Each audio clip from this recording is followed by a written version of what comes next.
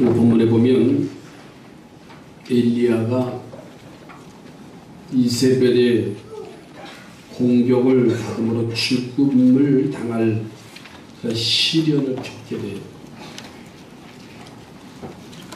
그래서 엘리야는 그 시련을 피하기 위해서 광야로 나갑니다. 그 광야에 마침 로뎀 나무가 있어서 그 로뎀 나무 아래서 하나님 앞에 외칩니다. 하나님, 나를 죽여주세요. 이렇게 외쳐요. 그런데 하나님께서 이런 엘리야를 보시고서는 천사를 보내주셔요. 그리고서는 그를 도와주셔서 극적으로 시련을 이기게 되고 죽음을 보지 않고 엘리야가 하늘로 승천하는 최고의 선지자의 복을 받아요. 도대체 하나님께서는 엘리야의 무엇을 보시고 그 시련을 축복으로 바꿔주셨을까? 바알 선지자와의 대결 속에서는 그렇게 용맹스러웠던 엘리야가 이세벨의 그 핍박으로 인하여서 광야로 도망을 가고 광야에서 차라리 죽여달라고 하는 엘리야에게 어떻게 최고의 선지자의 복을 안겨주셨느냐 그 말이에요. 오늘 본문에 보니까 엘리야가 이 시련을 겪는다면, 이런 시련을 겪는다면 아마 우리도 똑같은 시련을 당할 수가 있어요. 일이 잘 풀려지고 잘 나갈 때가 있고 최선을 다했는데 그 문제가 내게 부딪혀서 절망과 좌절과 포기라고 하는 그러한 여건이 조성되어져서 왜 하필이면 납니까? 내가 왜 이런 고난을 당해야 됩니까? 똑같은 시련을 아마 겪는 과정 속에서 하나님께서 오늘 이 아침 우리들에게 깨닫게 하시려고 그런 엘리야를 축복으로 바꾸어 주셨다면 우리들도 엘리야처럼 그런 믿음의 결단을 할 때 그런 복을 우리들에게 허락하실 줄로 믿습니다. 그래서 오늘 말씀의 제목을 시련을 축복으로 바꾸는 삶이 뭔가. 오늘 본문 속에서 보면 첫째로 이 시련을 축복으로 바꾸는 삶이 되려면 나무에서 하나님의 뜻을 찾는 삶을 가져야 돼요. 여러분 오늘 4절 말씀에 보면요, 자기 자신은 광야로 들어가 하룻길쯤 가서 한 로뎀 나무 아래에 앉았다는 4절의 말씀이 나오지요. 이 엘리야가 하루쯤 사막의 길을 걸어가서 그 몸을 의지한 나무는 이 로뎀 나무입니다. 이 나무는요, 사막의 메마른 골짜기에서 자라나는 나무예요. 그런데 이 나무의 특징을 보면 1m에서 나무가 자라면 한 2m 정도밖에 자라지 않는 그런 관목입니다. 또 꽃을 보면 시거나 또 연보라와 같은 꽃을 피고 아랍인들은 이 나무를 금작화라고 부르는데 바람과 햇빛을 막아주는 역할을 하는 나무가 이 나무의 모습이에요. 그런데 이 나무의 특징을 또 하나 보니까 땅 위로 자란 길이보다는 땅 아래로 뿌리를 뻗은 길이가 더 몇 배 더 길다는 거예요. 그러니까 사막에서 그 비바람을 맞으며 물도 제대로 공급받지 못하는 그런 상황 속에서 뿌리가 사방으로 그 줄기보다 몇 배 더 땅속에 퍼져서 양분을 흡수하고 비바람을 맞아도 변화되지 아니하는 그 나무의 특성을 가지고 있습니다. 높이가 1m, 2m밖에 자라지 않기 때문에 엘리야는 아마 그 나무 밑에 하루길쯤 사막을 걸어갔으니 지쳤을 겁니다. 기진맥진했을 거예요.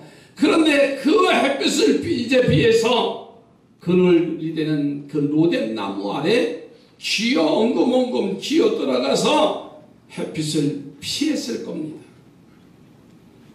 그러면서 나무를 바라볼 거예요. 자기 자신을 되돌아봤을 겁니다.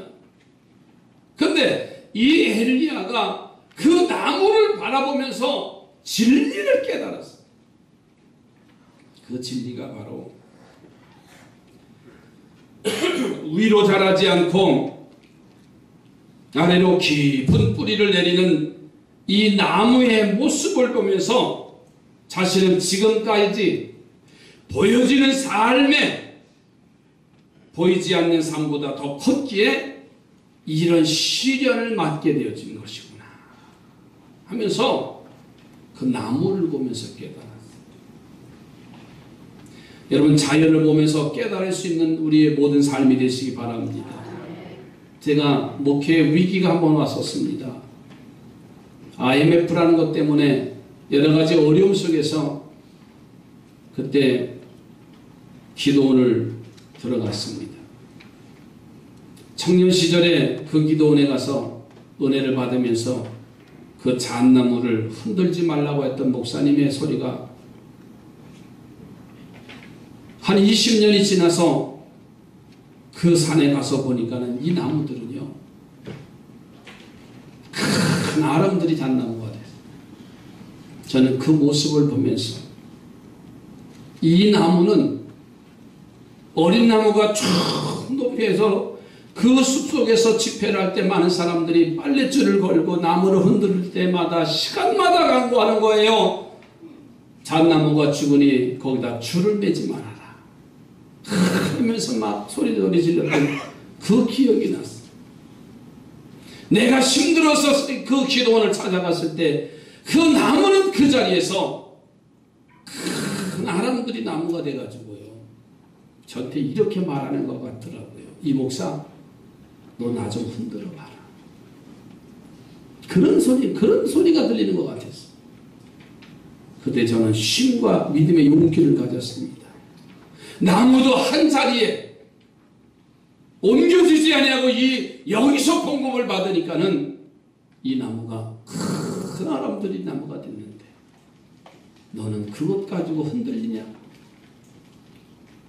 너는 어떤 나무의 존재가 되어졌느냐고 저에게 되묻는 것 같더라. 그때 두 주먹을 불 던지고 믿음의 용기를 가지고 다시 와서 목회를 시작하게 됐어요. 하나님은 그때 나를 사랑하셨어. 우리 교회를 축복하셨습니다. 그래서 교회를 짓게 하고 지금까지 오게 하신 것을 볼 수가 있어요. 과연 엘리야는 진실한 회개의 기도를 드려서 하나님의 마음을 움직이게 되었고, 그 후로는 사람들 앞에 나타나서 하나님의 능력을 나타내는 삶을 지향하고 말씀을 전하는 선지자들을 키우는 선지학교에 주력하는 삶을 살다가 불말과 불병거를 타고 승천하는 복을 누리게 됐습니다. 사랑하는 성도들이요, 시련을 축복으로 바꾸는 능력의 삶이 되어지기를 주의 이름으로 축복합니다. 우리 옆에 번호가 한번 축복하시죠. 시련을 축복으로 바꾸는 능력의 삶을 사시기 바랍니다. 우리 인생이 잘 나갈 때는 괜찮아요. 그런데 그 문제 때문에 포기할 때가 얼마나 많은지. 왜 나만 겪는 시련이라고 하면서 불평하고 원망하면서 감사와 능력이 나타나지 않을 때가 수없이 많아요.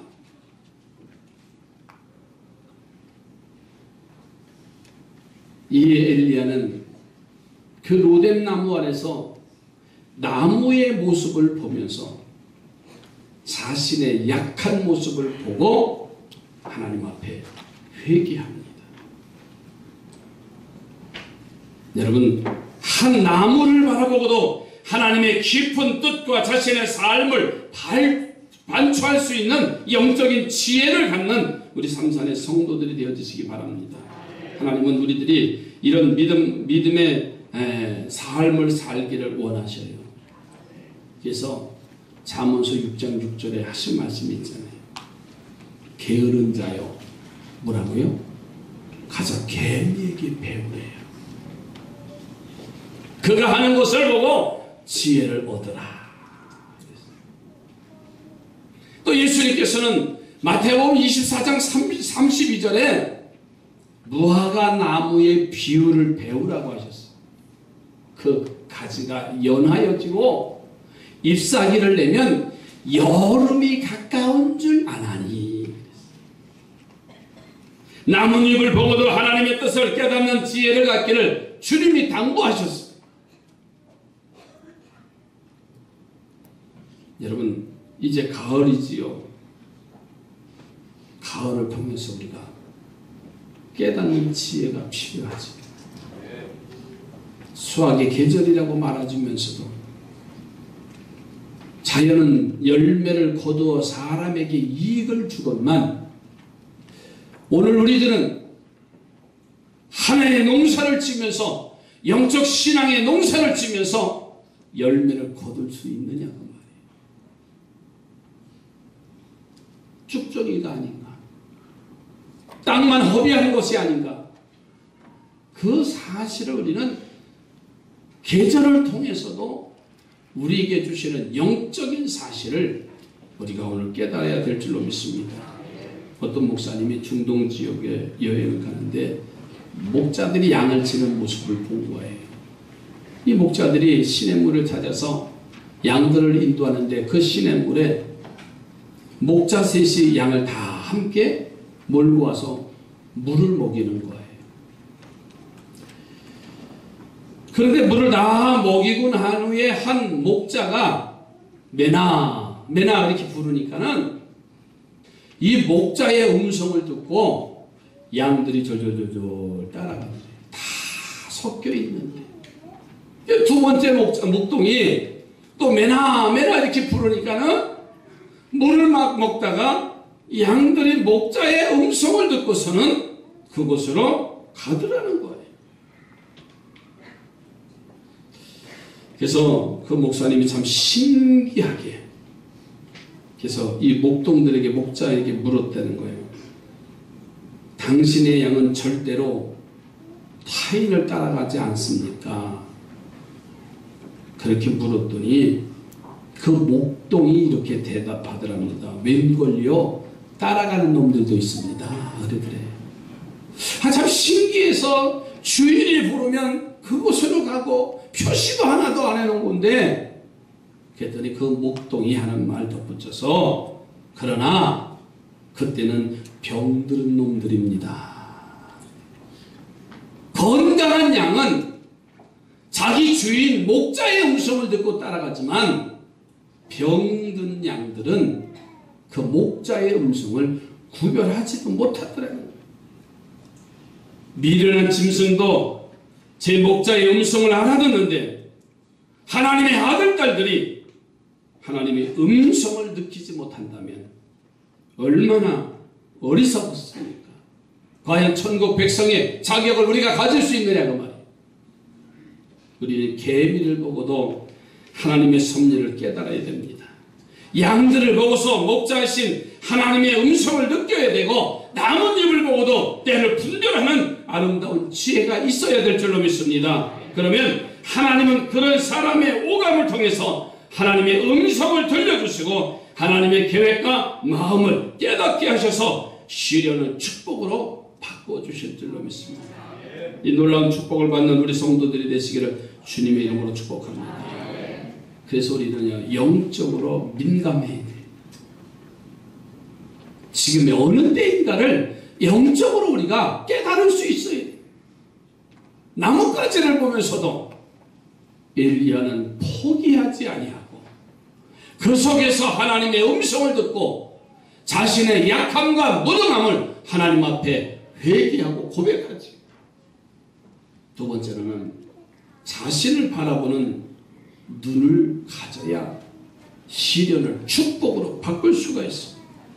이 로뎀 나무를 보고서는 자신의 삶에 반추한 엘리야는 하나님 앞에 오늘 4절에 이어서 기록해 기도하지요. 자기가 죽기를 원하여 이르되 여호와여 넉넉하오니 지금 내 생명을 거두시옵소서. 나는 내 조상들보다 낫지 못하니이다. 이렇게 고백을 해요. 여러분 기도의 내용을 보면 좀 특이해요.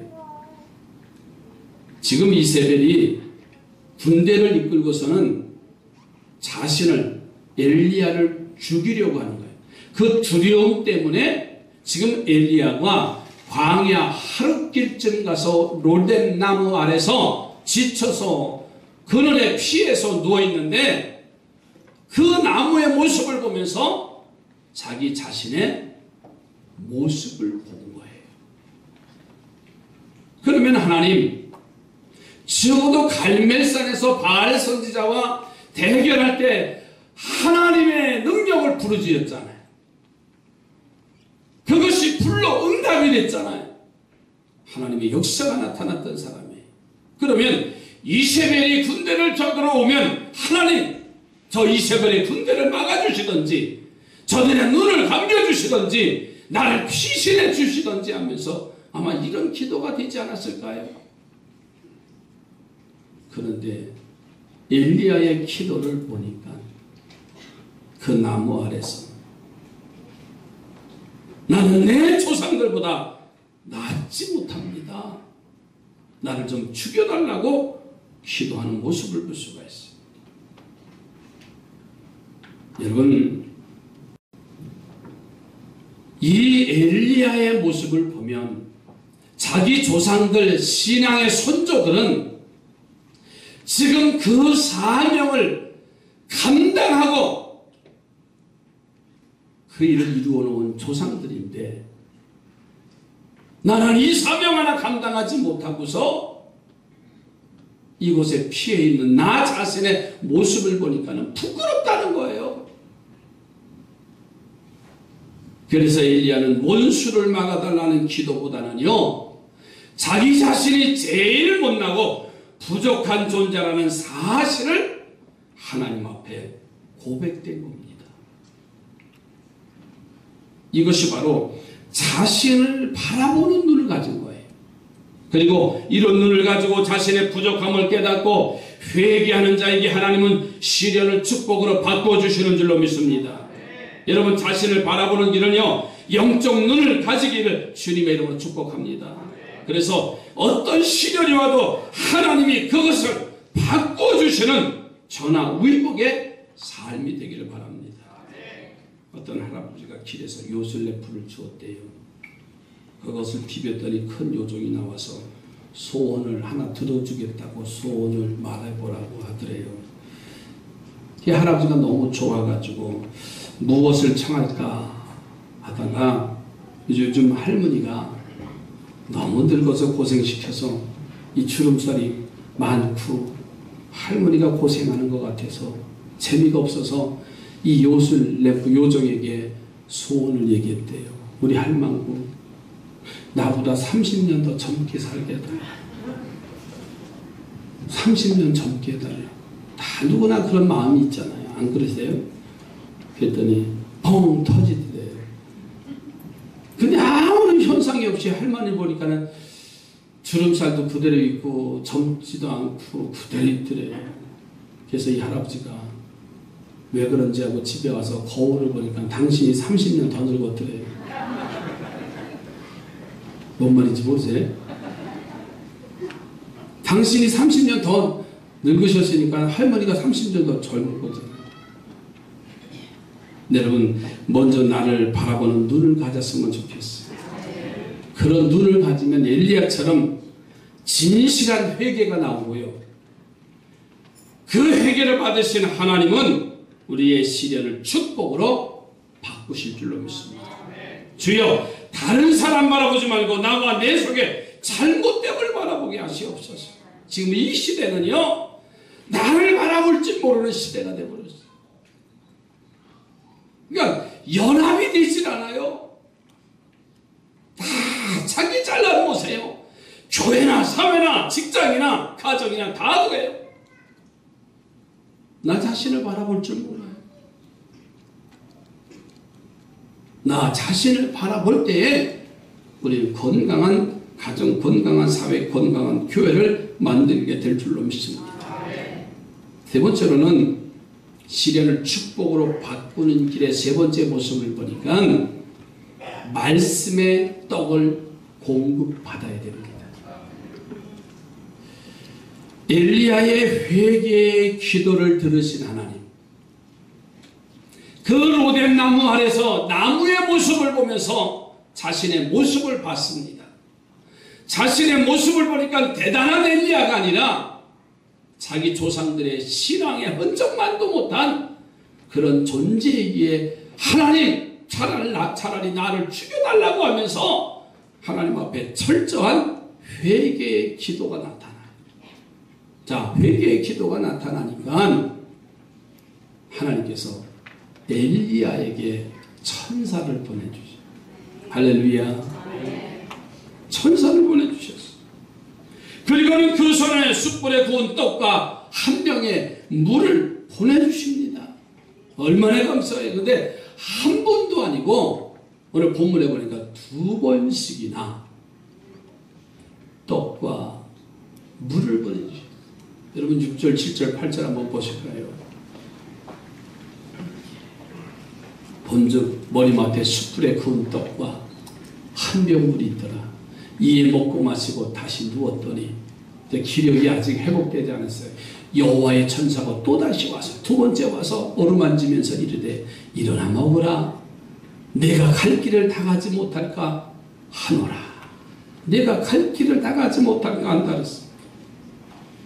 여러분, 2번 공급받는 떡과 물은 엘리야에게는 생명의 양식이었어요. 절망과 지침으로 허덕이던 그에게 새 힘을 주고 소망을 주고 길을 열어주는 생명의 떡이 엘리야가 회개하니까, 자신의 모습을 보고 회개하니까 천사를 보내주셔서 떡과 물을 보내주셨어요. 그것을 먹고 공급받고 엘리야는 길을 떠납니다. 40일을 밤낮으로 달려 하나님의 산 호렙의 산에 도착해 거기서 하나님을 만납니다. 거기서 하나님의 말씀을 받습니다. 결국은 시련을 축복으로 바꾸는 복을 받게 됐어요. 여러분, 40일을 밤낮으로 행할 수 있는 힘의 원동력이 천사가 전해준 떡이라는 사실을 기억하십시오. 오늘 8절에 보니까는 그 심볼의 힘을 의지하여 그랬어요. 그는 한 발짝도 갈 수 없는 사람이에요. 왜? 이미 로뎀 나무 아래서 포기한 삶이잖아요. 그러나 하나님은 천사를 보내서 떡과 물을 공급해 주셔서 양식을 주셔서 40일을 밤낮으로 달려갔다는 거예요. 여러분, 떡은 하나님의 말씀을 상징한다 그랬어요. 그러니까 떡을 먹는다는 것은요, 하나님의 말씀을 듣는다는 말입니다. 그냥 듣는 것이 아니라 듣고 행하는 청종의 자세를 의미해요. 그러므로 시련을 축복으로 바꿔주시는 복을 받는 사람들은요, 하나님의 말씀을 듣고 먹고 행하는 사람인 줄로 믿습니다. 이 놀라운 특권을 저는 우리 성도들이 누리기를 주님의 이름으로 축복합니다. 아무리 천사가 떡과 물을 가져와서 준다 해도요, 먹을 사람인 엘리야인데 만일에 엘리야가 안 먹겠다고 하면 먹일 수가 없었어. 마찬가지로 우리들도요, 매주 매 예배 시간마다 말씀이 흘러넘치는데 이것을 받아 먹는 자만이 자신을 시련을 축복으로 바꿔주시는 역사가 나타난다는 사실을 잊지 않기를 바랍니다. 어느 교회 목사님 이야기예요. 이걸 하고 마칠게요. 자기 교인 중에 어떤 분이 예배 중에 목사님 설교를 하면 이렇게 얼굴을 보고 있잖아요. 그러면 얼굴이 항상 굳어 있더래. 한번 옆에 분 얼굴 좀 보세요. 다 웃는 모습이잖아요. 얼마나 좋아요. 그런데 목사가 제일 힘든 게 뭔지 아세요? 설교 시간에 팔짱 끼고 하고 있는 게 제일 힘들어요. 저 사람이 듣는 건지 안 듣는 건지, 집에서 싸우고 왔는지, 아니면 마음에 안 드는 건지, 차라리 그 자리에 없는 게 좋은데 가만히 팔짱 끼고 표정도 좋은 얘기하면 좀 웃기도 하고 찬송할 때 입에도 열고 그랬는데 1시간 동안 입에서 냄새 날까 그런지 하여튼 가랴 하면 막 부담이 가는 거예요. 그래서 그 목사님이 감정이 없는 줄 알았대요. 그런데 교회에서 정말 대보름이 돼서 윷놀이를 했대요. 부서별로 윷놀이를 하는데, 윷을 노는데 이분이 와서 같이 함께 윷을 노는데 모가 났대요.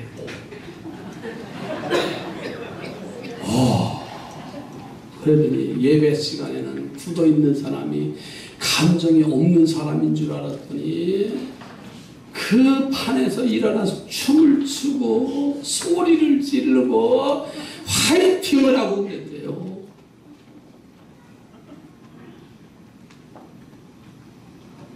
감정이 없는 사람이 아니지요. 그 사람은 무슨 맛을 아는 거예요? 윷판에 모의 맛을 아는 거예요. 윷판의 모의 모습을 아니까 흥이 나는 거예요.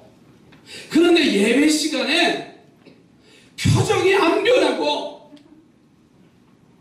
나랑 싸울 것 같은 사람은 말씀의 맛을 모르는 거예요. 이해가 되세요? 말씀의 맛을 알면은요, 힘이 생기고 얼굴이 바뀌어지고 생명의 역사가 나타나는 거예요. 여러분, 사업을 해도 사업의 맛을 알면 그렇게 기쁘잖아요. 학생의 공부의 맛을 알면은요, 공부하지 말라고 해도 파고 들어가는 거예요. 쥐새잡기에 세상 노락의 맛을 알면은요, 다 팔아버리고 그거 가는 거예요. 저는 축복합니다. 말씀의 맛을 알기를 주의 이름으로 축복합니다. 바로 엘리야가 말씀의 맛을 알았어요.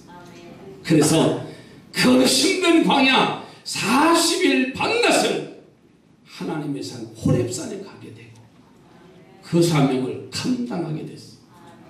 사랑하는 성도들이여, 말씀의 맛을 알기를 주의 이름으로 축복합니다.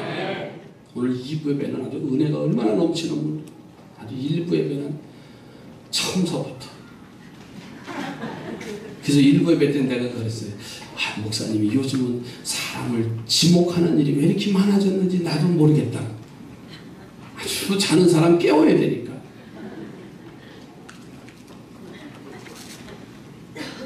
아이들이 오락을 하는데도요, 오락의 맛을 아니까 밤을 새워서 1부 예배 때 어느 청년이 그러더라고요. 목사님, 저 오늘 1부 예배 드리려고 밤을 샜어요. 참. 밤을 샜는데 스마트폰 게임했다는 거예요. 그리고 나왔다는 거예요. 그러면 비몽사몽간이지. 그 맛을 바꿔 생각하는 겁니다. 그렇죠? 본질을 잃어버리는 거예요. 이제 말씀을 마칩니다. 시련을 축복으로 바꾸는 우리 삼산의 성도들이 되어지길 주님을 축복합니다. 기도합니다. 하나님.